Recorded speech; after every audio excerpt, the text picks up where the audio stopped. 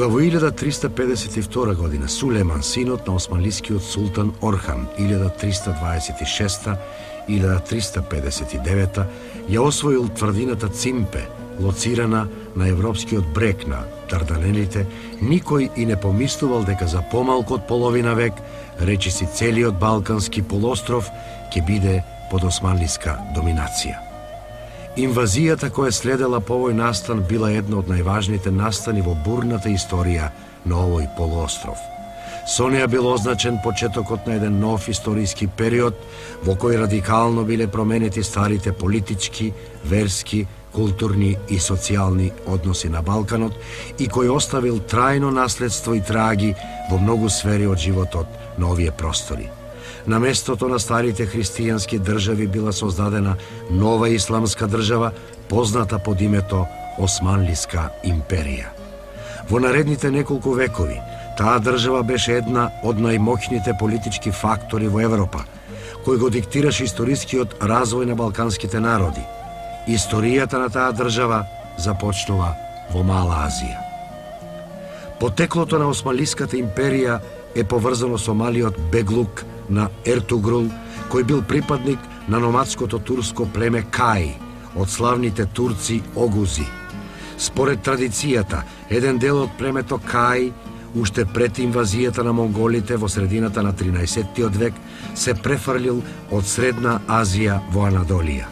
Одовде, под притисок на монголите, Ертугрул со 400 до 500 шатори се упатил на запад, кон териториите под доминација на селџуčкиот султан Алаедин Кейкубат. Овде тој станал командант на западната граница на селџучката држава со Византиската империја, а по неговата смрт бил наследен од неговиот воинствен син Осман 1289-1326 година. Токму според името на овој владетел, подосна сите негови приврзаници биле наречени Османлии. Важната геостратешка позиција на неговиот беглук, како и се послабата Византиска империја, набрзо му овозможиле на Осман да започне да ја проширува својата територија. Сушност, неговата територија играла улога на тампон зона меѓу Византиската и Селџучката империја. Исто така, тој беглук станал место со голем број на муслимани, кои биле привлечени овде со идејата за света војна, Газа. Благодарение на тоа, првите водачи на овие муслимани создале екстремно мобилни воени одреди кои константно ги напаѓале териториите на политички разединетата Византиска империја. Тоа им овозможило постепено да се обезбедат стабилна позадина со оглед на тоа што веќе и селџучкиот султанат само формално постоел, а неговиот владетел бил вазал на монголите. Во такви услови Осман во 1299 ја декларирал својата независност и се прогласил за суверен владетел. Во следните неколку години тој енормно ја проширил својата територија. Првиот поголем византиски град освоен од османлиите бил Бурса, кој во 1326 година паднал во рацете на Орхан, наследникот на Осман. Тој ја направил Бурса главен град и токму овде била искована првата османлиска пара, сребрената акча. Со тоа бил завршен процесот на прераснувањето на првобитниот беглук на Ертугрул во независна држава.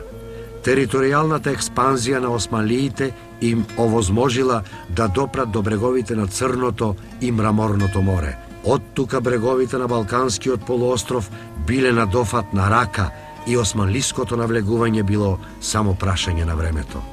Во 1352 година византискиот император Јован Кантакузен побарал помош од османлиите против здружените војски на србите и бугарите.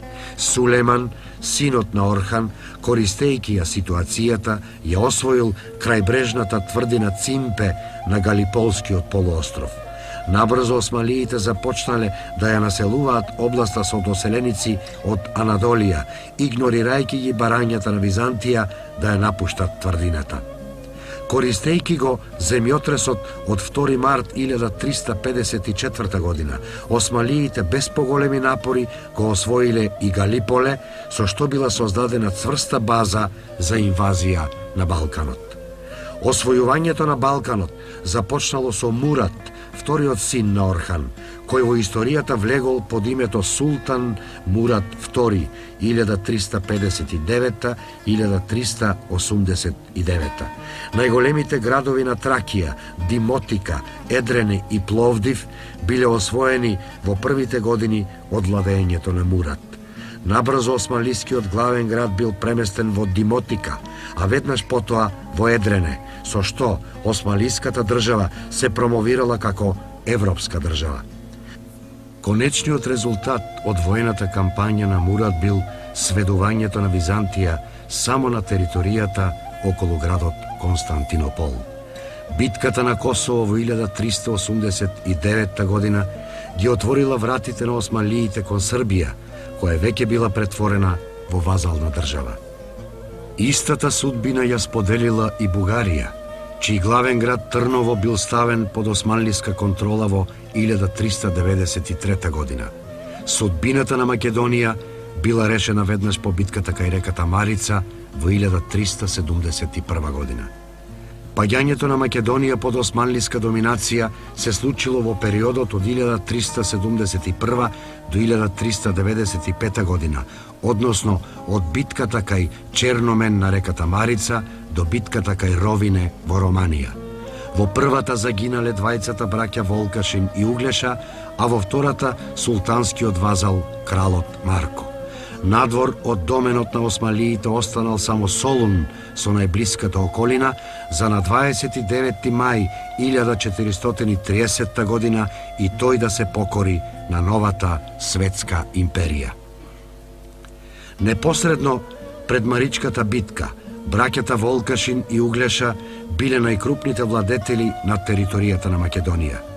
По смртта на српскиот цар Душан 1355 и распаѓањето на средновековната српска држава, нивните владења го зафатиле најголемиот дел од Македонија. Османлиските напади прв почнал да ги чувствува Углеша, кој владеел со југоисточна Македонија со центар во Серес. Овие напади, кои во почетокот имале само плячкашки карактер, биле изведувани предимно од бреговите на Егејското море, тоест од југ. Кон крајот на 60-тите години на 14-тиот век биле извршени голем број напади на Светагора, при што биле оштетени неколку манастири. Углеша се обидувал да ги обедини околните локални феодалци и водел сервилна политика кон Византија со цел да ја одоброволи за склучување воен сојуз против османлиите. При тоа тој повторно ги признал правата на Цариградската патриаршија на неговата територија, но сите тие напори не ги дале посакуваните резултати. Тој успеал да го придобие само својот брат, кралот Волкашин, кој во тоа време бил совладар со царот Урош и поседувал моќна војска. Таа војска претежно била собрана од територијата на Македонија и била составена од ситни и покрупни феудалци. Според записите на современикот на битката, монахот Исаија, војската на браќата броела околу 60.000 луѓе, најмногу коњаници, вооружени со копја, стрели, саблји, ножеви и штитови. Двајцата браќа, откако ги обединиле силите, се упателе кон Едрене. Дознавајќи за нивното движење, румелискиот беглербек Лала Шахин Паша веднаш реагирал и упатил војска против нив. Лала Шахин, чија војска била помалубројна, ноќта помеѓу 25 и 26 септември 1371 година извршил ненадеен напад врз војските на браќата кои биле стационирани кај местото Черномен на реката Марица во близина на Едрене. Тешката христијанска конница немала ниту време, ниту можност да се развие во воен поредок и да ја прифати битката во услови кои би одговарале. Ненадејниот напад предизвикал голема паника и безредие во низините редови, што им овозможило на османлиите да однесат неочекувано лесна и, во исто време, извонредно значајна победа. Христијанската војска била целосно уништена, а двајцата браќа загинале на бојното поле.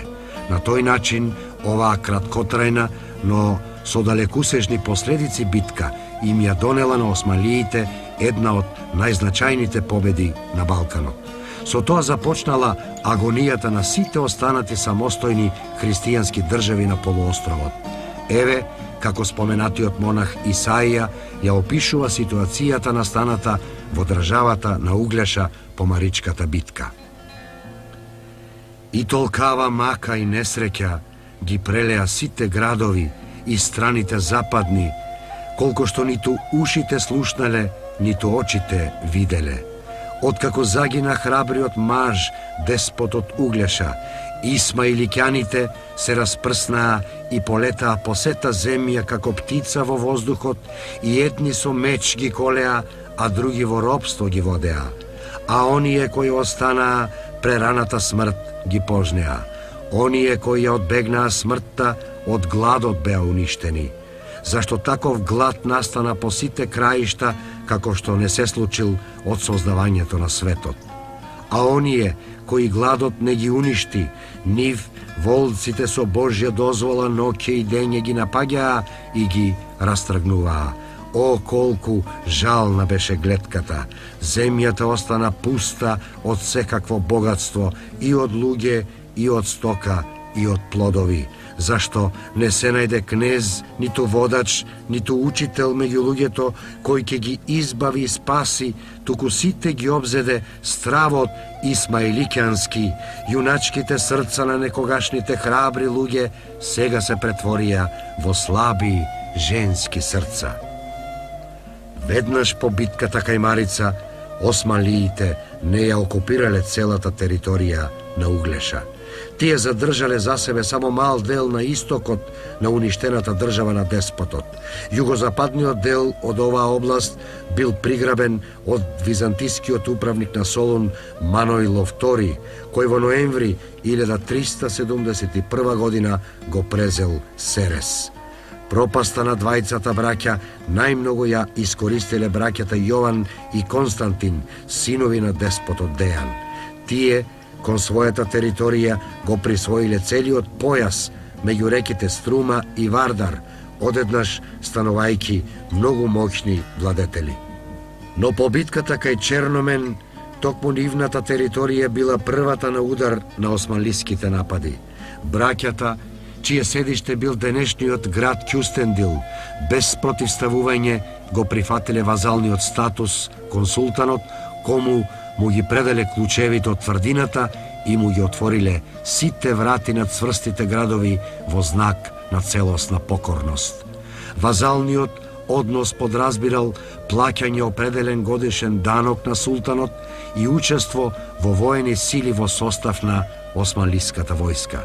Владењата на браќата Дејановци се простирале на територијата на Источна Македонија и во некои од македонските градови на таа територија веќе кон крајот на 1371 и во почетокот на 1372 година биле стационирани османлиски гарнизони. На тој начин, османлиите се обезбедиле во источниот дел од Македонија и нивниот следен поход бил насочен во правец на југозападна Македонија. Во југозападна Македонија по смртта на Волкашин биле создадени повеќе самостојни владења. Титулата крал од таткото Волкашин сега ја презел неговиот син Марко. Неговите браќа Андреаш, Димитар и Иваниш не располагале со некои позначајни поседи и не можеле да играат важна улога во понатамошниот тек на настаните. Дел од Волкашиновото кралство на територијата на Македонија приграбиле и феудалецот Никола Алтомановиќ, кој го презел Костур на југ, потоа Вук Бранковиќ, кој најдосна во 1377 година загосподарил со Скопје и неговата околина, како и големиот жупан Андреа Гропа, кој се зацврстил во Охрид, каде ковал своји пари. Османлиите, пред да ги нападнат владењата на крал Марко, најпрвин расчистиле со остатоците од државата на деспотот Углеша. Начело на походот против овие територии стоеле неколку прочуени османлиски војсководци: Евренос бек, Дели Балабан и Лала Шахин паша. Најпрвин Евренос бек со своите војски по брегот на Егејското море се упатил на запад. Откако ги освоил тврдините Бору и Ксанти, пристигнал пред зидините на тврдината Марулија во околината на Кукуш. Според легендите, оваа тврдина ја бранела жена, чие име го носела и самата тврдина, а поради тоа и османлиите тврдината ја нарекле Аврет Хисар, односно женски град. Храбрата Марулија била во роднински врски со господарот на Серес и очекувајќи помош од него, не сакала да го предаде градот. Но бидејќи во меѓувреме султанот го упатил Дели Балабан да го нападне Серес, Марулија морала да го предаде својот град на Евренос бек. Дели Балабан имал многу потешка задача да го освои Серес, чиј господар Манойло презел мерки за зацврстување на неговите ѕидини и кули. Поради тоа како помош му бил испратен Лала Шахин паша. На патот за Серес тој ги освоил тврдините Кавала, Драма и Зихна. По пристигнувањето на Лала Шахин под зидините на Серес, било јасно дека градот веќе нема никаква шанса да се одбрани.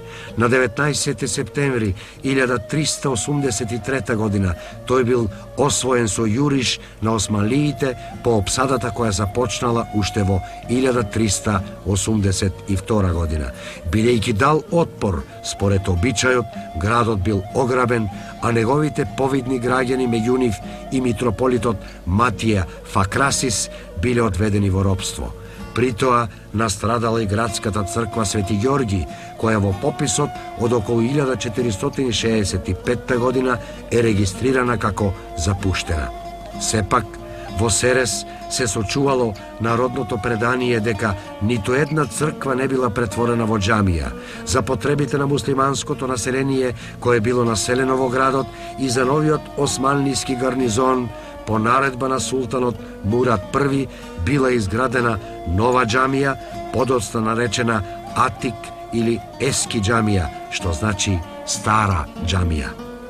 Главнината на османлиската војска го продолжила својот поход на запад и Лала Шахин стигнал дури до Бер и го освоил. За освојувањето на Бер постои и податок дека припадници на едно христијанско семејство им помогнале на османлиите да го заземат градот. Имено во еден запис од времето на султанот Сулеман Законодавецот 1520-1566 стои дека и овој султан, како и неговите претходници, им ги обновил привилегиите на 14 неверници од градот Бер, познати како синови на Куртопул, добиени поради посведочената соработка на еден од нивните предци со освојувачите при преземањето на градот. Во записот се вели: на дедото на неверниците, познати под името синови, деца на Куртопул, кои живеат во самиот Бер, поради тоа што соработувал и покажал очигледно залагање при освојувањето на Берската тврдина, му се дадени честни наредби од поранешните султани, самиот тој и неговите наследници да бидат ослободени и опростени од арачот и спенџето од законските и обичајните давачки за имотите што ги држат во раце, од сите вонредни даноци и државни оптоварувања. Со оваа кампања, која траела во периодот од 1382 до 1384 година, османлиите успеале да ја покорат целата поранешна држава на деспотот Углеша. Држејќи ги во вазалство браќата Дејановци, сега тие контролирале речиси половина од територијата на Македонија. Историските извори сведочат дека, како резултат на овие походи на османлиите, голем број жители на градовите Серес, Мелник, Струмица, Солун и други, како и од нивните околини, биле заробени и продавани како робови на островот Крит. Новата османлиска воена кампања, насочена западно од реката Вардар, каде господарел крал Марко, започнала во 1385 година под водство на румелискиот беглербек Тимурташ паша. Тој најпрвин се упатил кон Прилеп и Битола, двата најголеми градови во Пелагонија. Својата војска тој ја повел преко вазалната територија на Константин Дејановец, тоест од Серес преку Дојран и Демиркапија. Со оглед на тоа што главната цел на овој поход било ликвидирањето на владеењето на крал Марко, најпрвин бил обседнат Прилеп, кој се предал без борба. Хроничарот Идрис Битлиси наведува дека Тимурташ паша најпрвин се спуштил до градот Прилеп и со војската ги обседнал градските тврдини, но дека градската посада поднесе разумни услови, побара мир и заштита, па градот и тврдината ги предадоа. Слично е и кај османлискиот хроничар Садудин, кој вели: пред се ја опколи тврдината на Прилеп, гледајќи ја големината, храброста и силината на напаѓачите, заштитниците на тврдината се предадоа. Во зборникот на браќата Миладиновци стои следното предание за паѓањето на Прилеп под османлиска власт. Кога турците дојдоа, прилепчаните се затворија во крепоста која го носи името Маркови кули.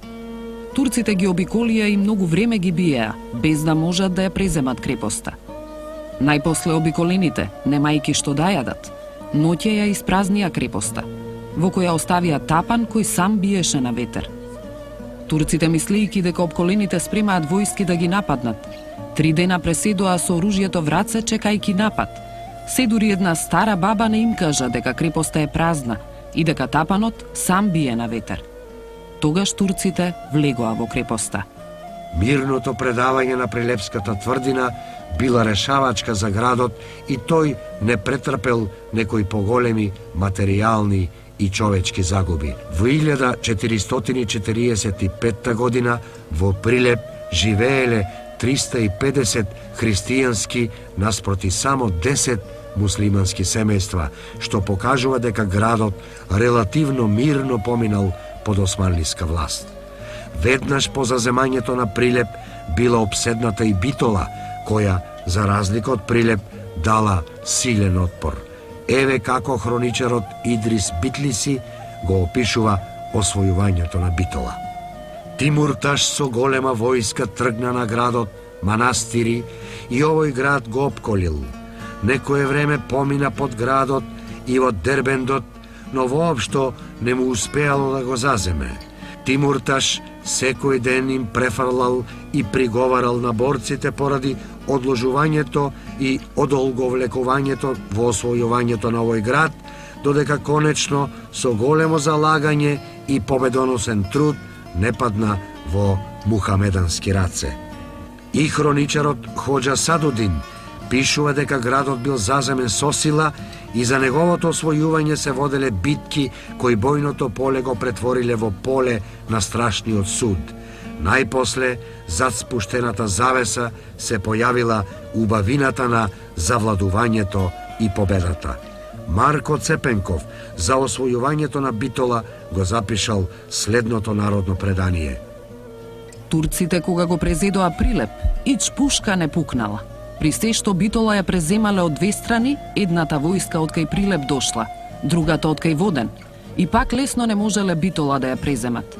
Чунки крал Толјо се биел од калето, а калуѓерите што биле во 72 манастири и тие се бореле. Тики баја ги време што се мачеле дури ја презеле Битола. За разлика од Прилеп, Битола претрпела поголеми разорнувања по освојувањето. Според народното предание, тогаш биле уништени сите цркви и манастири во Битола, кои во тоа време биле 72 на број. Дека градот имал поинаков третман од Прилеп, покажува и бројот на неговите жители во 1468 година, кога наспроти 160 христијански семејства, муслиманите броеле дури 295 семејства. На тој начин, обидот на Битола да се одбрани од освојувачите го чиниле градот многу поголеми страдања и промени уште во првите децении од османлиското владење. Една од главните последици на овие османлиски освојувања во 1385 година било ликвидирањето на самостојноста на владењето на крал Марко, пошто бил воспоставен неговиот вазален однос кон султанот. Кампањата на Тимур Таш Паша ја почувствувал и најголемиот град во Македонија, Солун. Тој се нашол на удар на османлиските сили за време на нивното враќање од походот во Албанија, каде продолжиле по освојувањето на Битола. Но овој прв обид за освојување на Солун не дал резултати, затоа што според Садудин, крепоста заштитена од цврсти зидини обстанала. Нејзиното завладување се покажало како тешка и долготрајна задача, бидејќи преземањето на таа непристапна тврдина со така изморена војска ги надминувало нивните можности, тие се задоволиле со подчинување на нејзината околина. Кон покорните се однесувале внимателно, но ги подложиле на грабеж и разорување оние кои се осмелиле да се спротивстават. Од неброената плячка што ја собрале, одвоиле достоен дел за султанот и му го испратиле со победоносно писмо. Освојувањето на околината на Солун предизвикало големи страдања и глад за неговите жители. Тоа потрајало до 1387, кога по речиси двегодишно измачување градот му се предал на Хајредин Паша. Но тоа не значело воспоставување директно османлиска власт во градот. Во него бил стациониран само мал османлиски одред, кој требало да го гарантира плаќањето на арачот, што бил одреден со договорот за признавање на врховната султанска власт од страна на градските власти. Но веќе во 1390 година од него бил повлечен османлискиот гарнизон. Второто освојување се случило на 21 април 1394 година, но сега тоа било извршено со водење жестоки борби од копно и од море, а тврдината била заземена на јуриш. Еве како Хоџа Садудин ја опишува оваа битка за Солун. Во тоа време, владетелите на Венеција, Франција, Дженова, Апулија и Шпанија се сојузиле и испратиле војски натрупувајќи кораби пред Солун. Се подготвувале да ги нападнат исламските земји. Во 796 година, 1394, султанот издал наредба за собирање на емирите и спахиите со чест и достоинство, поминал низ протокот Галиполе и се насочил кон Солун за да ја уништи бесната војска на франките. Проливајќи ја подлата крв на неверниците со своите убиствени стрели и блескавите остри сабји, газиите го подпалиле пожарот на битката. Во помош на неверниците од секаде доаѓале кораби и покрај тоа, наметнати со заштитени плаштови, јунаците, гласници на исламската вера, се качувале нагоре, стигнале до крепосната кула, која се издигнувала кон небото и направиле премин во зидините и заштитниот бедем на тврдината. И бидејќи Солун бил прекрасен град, рамен по убавината на Истанбул, тој бил украсен со seможни богатства. Сите примамливи нешта што се наоѓале во него станале собственост на јуначките воини.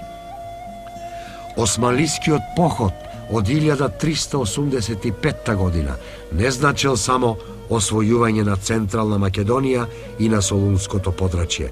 Во годините што следеле до 1391-92 година биле освоени речиси сите позначајни градови во Западна и Југозападна Македонија: Воден, Охрид, Костур, Серфиџе и други, иако за многу од нив е нејасно времето и начинот на освојување. Но походот од 1385 година се чини бил пресуден за Охрид и за Костур. Според хрониката на Ашик Паша Заде од 15-тиот век, румелискиот Беглербек Тимурташ Паша бил упатен во албанската земја и дека попат ја освоил Битола, пошто следел походот во Албанија. Во истата година, 1385, се одиграла и познатата битка на Саврското поле кај Берат во Албанија.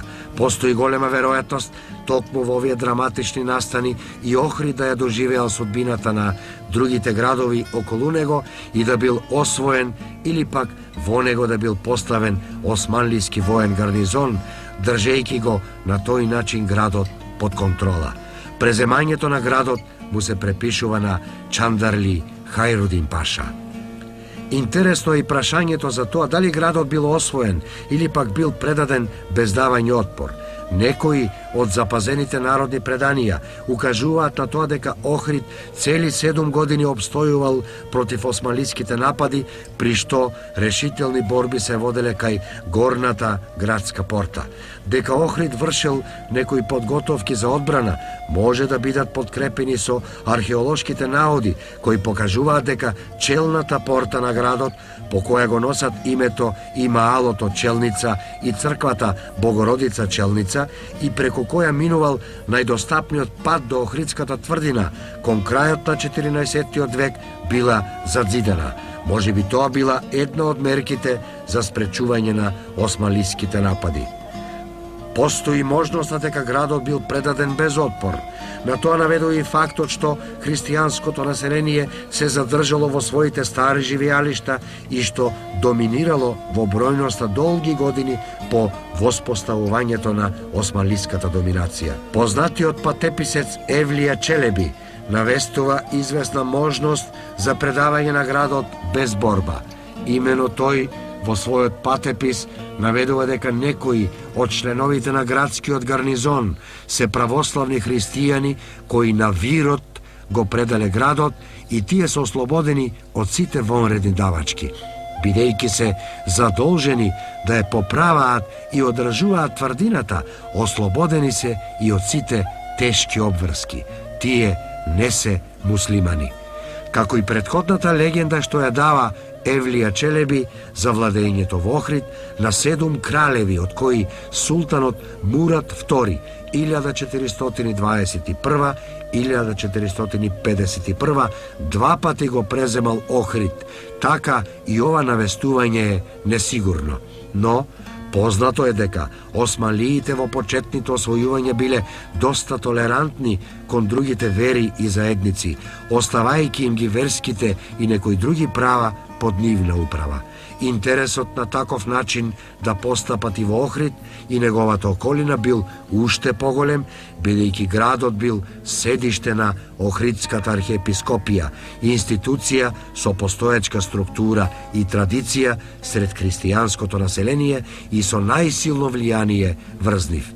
Не треба да се заборави и можноста архиепископијата да биде искористена и против Цариградската патриаршија, еден од главните столбови на тогаш се уште постоечката непријателска Византија. Во 1583 година, 2 века по заземањето, во Охрид се уште биле зачувани христијанските маала со имиња од предосманлискиот период, што покажува дека Охрид не претрпел поголеми разурнувања и промени. Многу е веројатно дека и Костур, како и Охрид, бил заземен во време на продорот на османлиите во Албанија, односно после битката кај Саврското поле во 1385 година. Не е јасно дали градот се предал условно или бил освоен со сила. Некои џамии били изградени на остатоци од цркви, што укажува дека можеби градот бил освоен после битка. Начело на османлиската војска бил познатиот командант Евренос Бек, во чие име подоцна била изградена џамија на видно место во градот, на местото на урнатините на црквата Света Богородица, веројатно најважната црква во градот. Тоа представувало символична глорификација на победата. Во однос на османлиското освојување на Костур, исто така има зачувано традиција според која градот паднал во османлиски раце со измама, а постои и легенда за принцеза која се фрлила од зидините на замокот за да не биде заробена од османлиите. Градот Воден исто така бил освоен од Евренос Бек во 1389-90, кога било освоено и Кратово и неговите рудници. Зачуваното народно предание известува дека Воден им дал силен отпор на освојувачите кои успеале да влезат во градот со помош на информациите што им ги дал еден од жителите по име Петар. Овој издајник, познат под името Келпетар, по освојувањето на градот не само што го прифатил исламот со цел да добие војна служба, туку ја присилувал и својата ќерка исто така да ја промени верата. Откако таа го одбила тоа, бесниот татко ја накодошил кај османлискиот паша. Освојувачите со цел да ја ослабнат незината вера, ја подложиле на најразлични понижувања и тортура, но без успех. Најпосле таа била осудена да биде жива спалена на ридот југозападно од Воден. Тој рид и денес се нарекува Момински рид. Истата година бил освоен и Китрос на западниот брег на Солунскиот залив, а во 1393 година војските на султанот Бајазид I по минималниот отпор го освоиле и Серфидже на југот од Македонија. Последните два големи македонски градови кои паднале под османлиска доминација биле Скопје и Солун. Првиот од нив паднал под османлиска власт најдоцна на 6 јануари 1392 година, после жестока битка која се водела во самиот град. Имено отпорот против османлиите бил пружен, според османлиските хроничари од 15 век, од црква која се наоѓала на вишинка во самиот град. Битката траела отприлика еден ден, според кажувањата, и потоа веднаш градот бил освоен. Освојувач на градот Скопје е познатиот османлиски војсководач Паша Јигит Бек, кој веднаш потоа станува и командант на целото Скопско краиште. Известна надеж за ослободување на христијаните се родила во 1402 година, кога монголските трупи на Тимурлен го победуваат султанот Бајазид, османлискиот султан Бајазид II во битката кај Анкара и го заробуваат. Во истата година византијскиот император Маноило II ја користи таа прилика и го враќа под своја доминација градот Солун. Овој град ќе остане под управа на Византија како единствен остров во османлиската доминација на Балканскиот полуостров се до 1430 година. Судбината на Солун веќе била запечатена со тоа што опсадата на овој град од страна на османлиите започнала веќе во 1422 година, кога кога за прв пат е опсаднат и Константинопол, односно Цариград. Иако тие опсади траеле повеќе од 7 години, Солун, благодарение на своите големи ѕидини на пристапот кон морето, можел да се брани во текот на 7 години. Меѓутоа, кога во 1423 година солуњаните на помош повикале венецијанци со цел да ја засилат својата одбрана, османлиите, плашејќи се дека Солун ќе стане венецијанска база, одлучуваат да Солун конечно да го освојат. Нападот на Солун, конечниот напад за освојување на Солун почнува во месец мај 1430 година и во рок од 3 дена градот е освоен. Со тоа престанува да постои последната територија под христијанска доминација во Македонија.